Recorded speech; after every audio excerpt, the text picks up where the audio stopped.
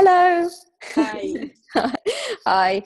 It's an absolute honour to be here with Dr. Penny Sartori as part of the Emerging Proud campaign. I'm really blessed to be connected with you, Penny. I first became aware of your research into near-death experiences when I went to the 2013 British Congress on Medicine and Spirituality when I first had my awakening. So to have you here as part of the campaign is wonderful. Thank you. Oh, it's great to be here, and I think you're doing amazing work, so keep it up. Thanks.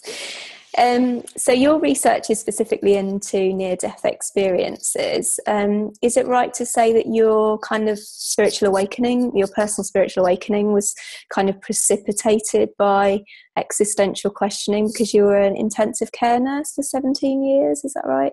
Yes, that's right. And it was a particular night shift looking after a patient who was clearly dying that kind of really woke me up to things. And it was a really intense experience, and I kind of connected with this patient.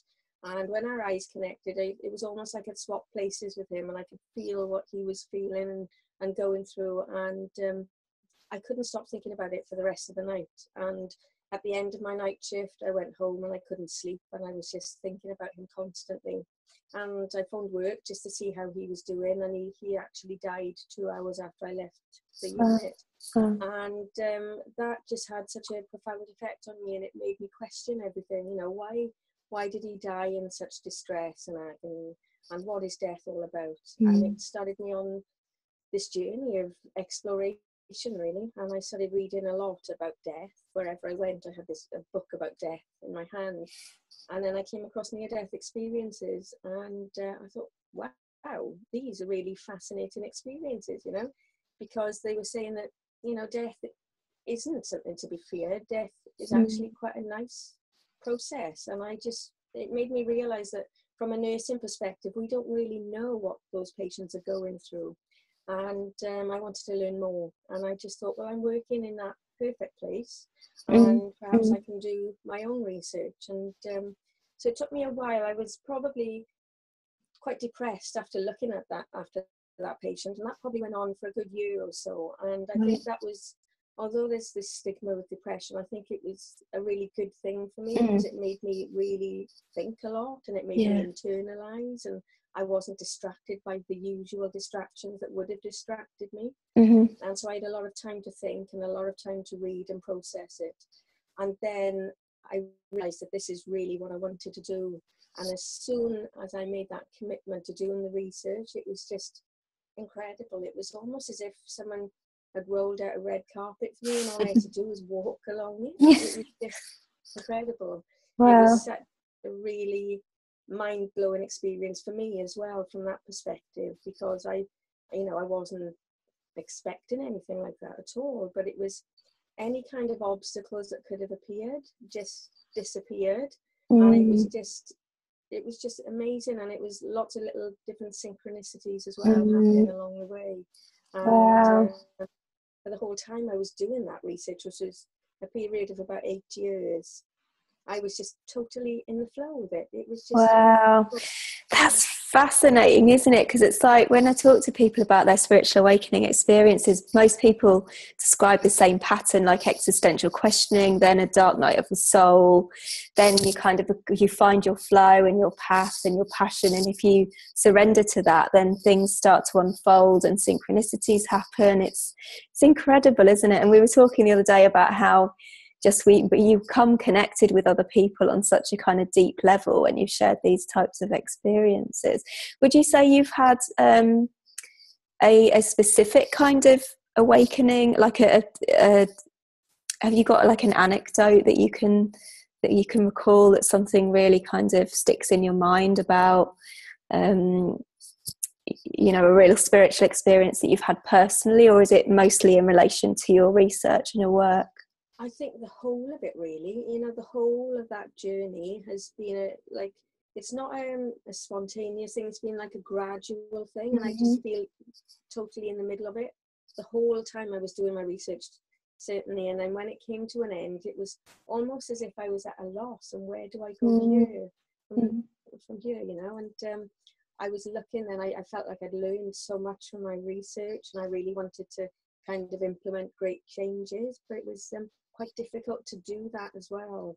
And I don't know, I don't think there's anything I can look back on, but when I look back on it, you know, the thing that started it all off in that first year where I was deeply, deeply depressed and unhappy, and it was a horrible place, and I would never want to go back to it, but on reflection, in a way, it was the best thing that ever happened to me as well, because it was that process of going through all of that that really helped me find meaning to my life as well.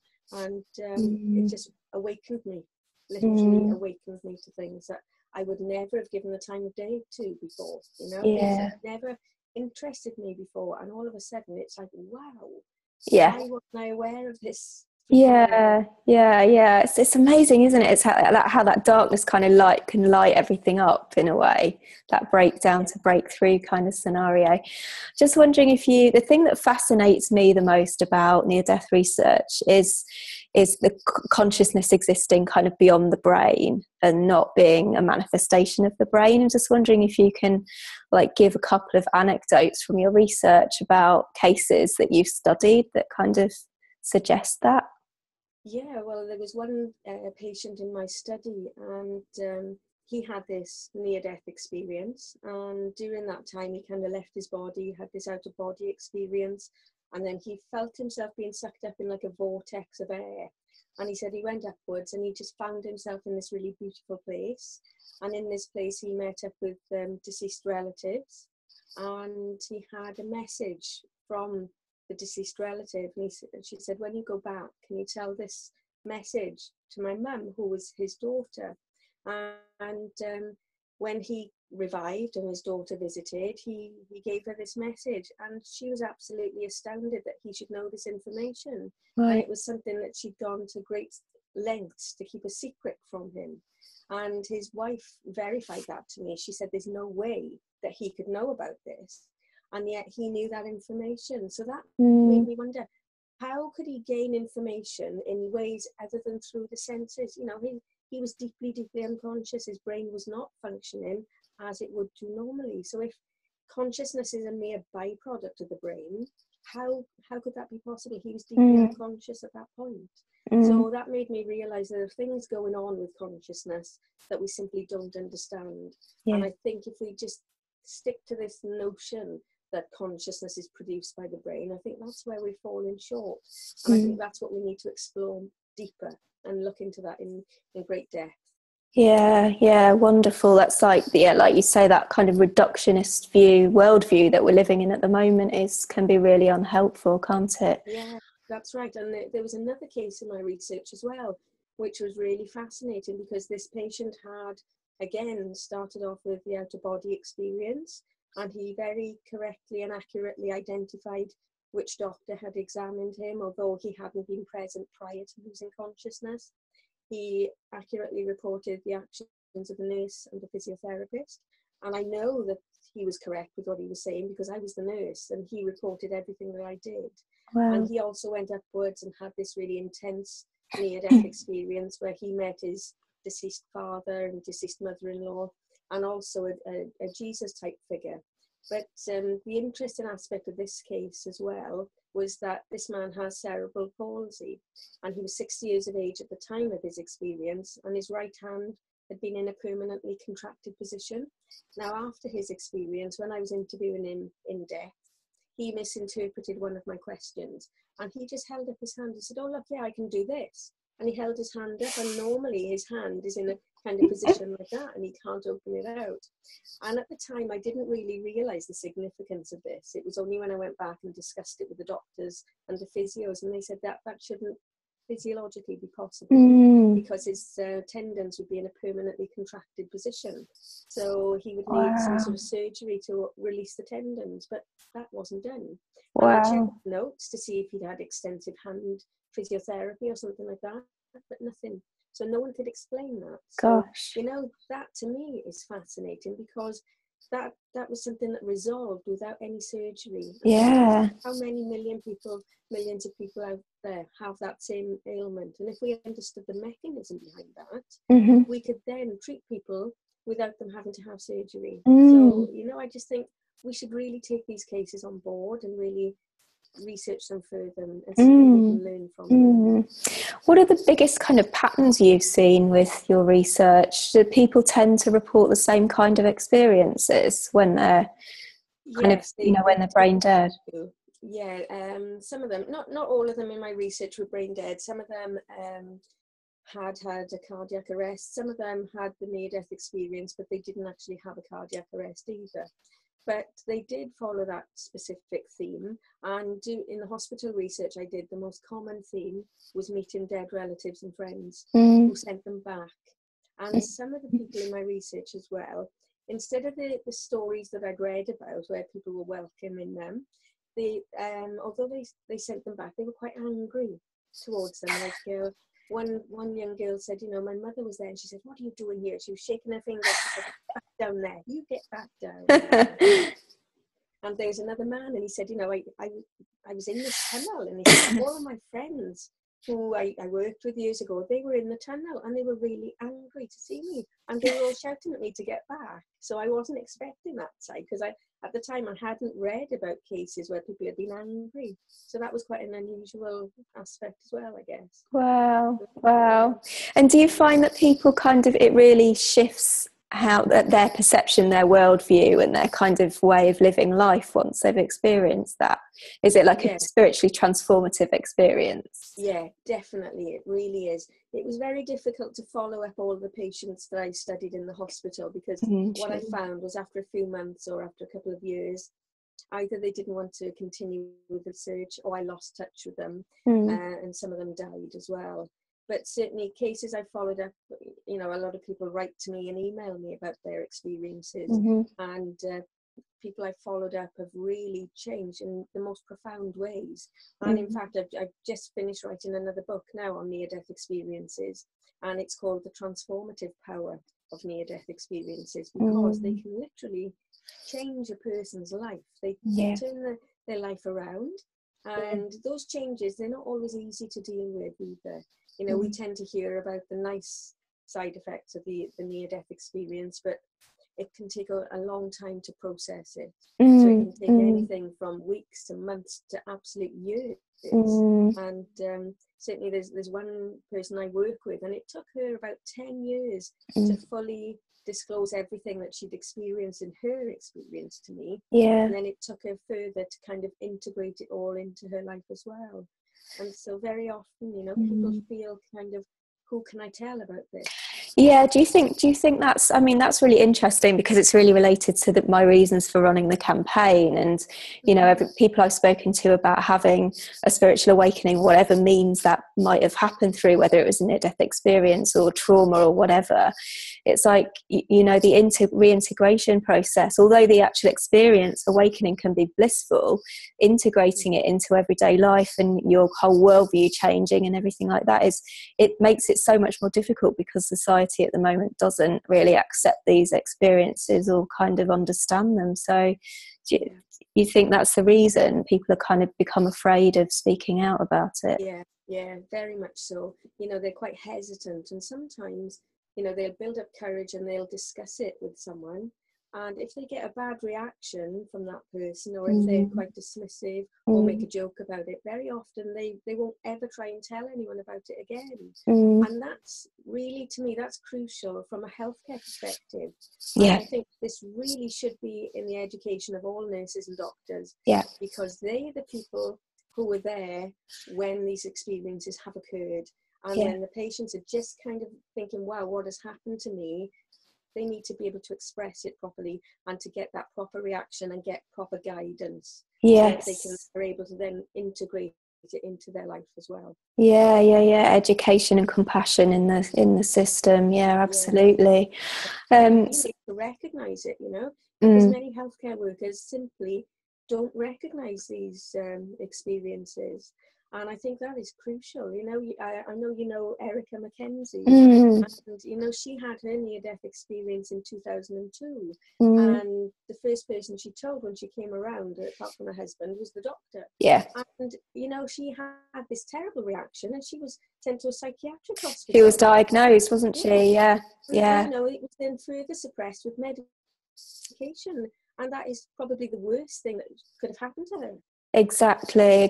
Yeah, I just think it's incredible, isn't it, how kind of this is evolving, and everybody in the field, working in the field to change this paradigm, is kind of connecting and coming together now, and we realise we've got mutual contacts, and it feels like we're really kind of in a shift, which is really exciting, because it's kind of been lonely. It must be very lonely for you, having done this for 17 years. It's like, wow, it incredible. Was, I've got to say, yes. Gosh, such strength you have. How many books have you published, Penny? I've published 3 at the moment, and I've just written this 4th one as well. And I've got another one which has kind of been on the back burner for a couple of years, but I've not had a chance to do anything with it. What's that going to be about? Well, that was going to be kind of about consciousness from all perspectives, kind of thinking about pre-birth consciousness as well, because I got really interested in that while I was doing my PhD. I got kind of sidetracked by that for a long time. Right. Then I had to refocus on my NDE stuff. So I'm kind of going back to it a little bit now as well. So that is something that really fascinates me. Yeah. I've kind of learned a bit about that through Stan Groff's work, like the perinatal kind of memories of the trauma of being in the birth canal and that kind of thing. It's incredible, isn't it? And it makes sense. It makes sense why we'd have kind of memories like that. So what are you actually doing now, Penny? Because you left the system, is that right? And you're working independently? Yeah, I left nursing back in 2011, and I kind of took some time out, and I wrote my book, The Wisdom of Near-Death Experiences, and I started working at the Department of Adult Continuing Education at Swansea University. So I teach some short courses, and I also teach on the part-time humanities degree there, and I teach modules called Science, Spirituality and Health, and also Exploring the Mind and Consciousness. And they proved to be really popular as well.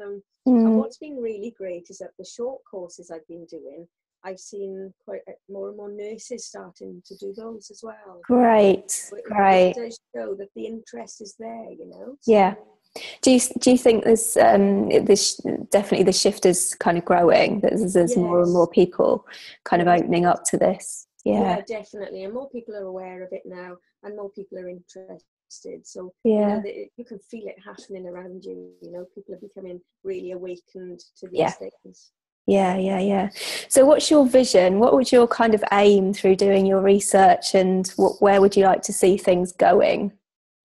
Well, I'd love to do more research. I'd love to kind of work as part of a team and do more hospital-based research. And I'd love to get this again into the education system of nurses and doctors, but not only healthcare workers, I think on a general level as well, throughout, from young children and from all ages, I think we really need to kind of get back to understanding spirituality and the importance in our lives. Yeah, absolutely. You're the 3rd person this week that said about kind of returning back to what we kind of know, returning back to our natural roots as human beings. And it's beautiful, isn't it? I think that's kind of definitely where we're going. And the aim of this campaign and normalizing all of this in society, so that more people can speak out and not be fearful about talking about their experiences, but also to create this kind of political transformation, so that it is necessary in education and even in schools, so that children can, because we know children are more aware. When they're younger, aren't they? Did you have any children in your research, or was it all adults? No, it was mainly adults, just because the children went to a different department. They didn't come to our department. So certainly I've had cases of people write to me that had near-death experiences as children, and sometimes they get these kind of also develop like a psychic awareness as well, and sometimes feel like they have a healing ability, and electromagnetic sensitivity as well. Their electromagnetic field changes sometimes as well, and they have a lot of things to contend with as well. And so those changes are not always easy. And one thing that has really kind of interested me recently is that Dr. Melvin Morse is a pediatrician in America, and back in the 80s he did some research with children who he'd looked after, and he followed them up and over a period of about 15 to 20 years. And when he followed them up, he felt that the people in his study were really quite grounded, and they ate quite healthily, and they were less likely to use drugs and alcohol and things like that. And that was in total contrast to some of the findings of PMH Atwater, who's done a lot of research into near-death experiences. And I thought, well, why such a great difference? Because she found that some people who'd had experiences as children actually had turned to alcohol or drugs, right, as a way to kind of understand it maybe, and as a coping mechanism. And one thing I thought about is that maybe because Dr. Melvin Morse actually validated these experiences at the time they happened. Yeah. And of course, he validated it for the parents. And so the parents had a different way they actually supported the child through that experience. And perhaps that was the crucial bit. That's incredible, Penny, because that really fits with. I've just spoken to Charlie Heriot Maitland again this week, because he's a researcher at King's College in London, and is just about to conduct another anomalous experiences research study. And his previous research says that the most important things are validation and having safe space and a peer community to kind of safely express this. So I think, everybody's saying the same thing, and to have such huge impact on the future of somebody just through whether they're validated or not, we need to take notice of that, don't we? And if as a society we can validate these experiences, then that can only help. Wow. What would your ideal kind of system, medical system, education system look like then, if all of this was kind of brought in? Well, I think it would be about treating the whole person. So it's not just the physical body, it's about everything that goes with it, our minds, everything, and really getting to know your patients as well. Not just looking at that physical condition there.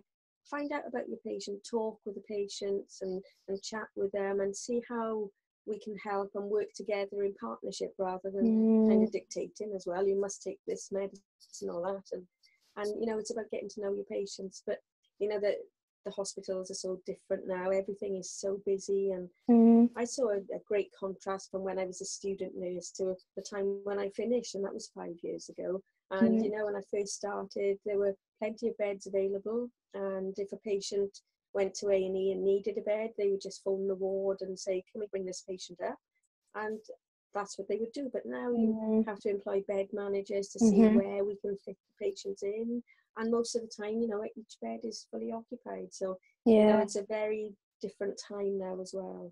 Yeah. Is that why you left the system? You kind of frustrated in the end that this wasn't kind of being heard? Yeah, I think so. I think he was really busy, and I felt like I had done all this work and I had all this knowledge that I wanted to share, but it was quite difficult to implement it because, I don't know, the doctors were fantastic and they really took it on board and they really wanted to know more about it. But sometimes implementing the things with, the senior nurses, perhaps in particular, it was a little bit harder. And sometimes I just felt, perhaps I could make more of an impact from outside, and I just felt like it was time for me to leave.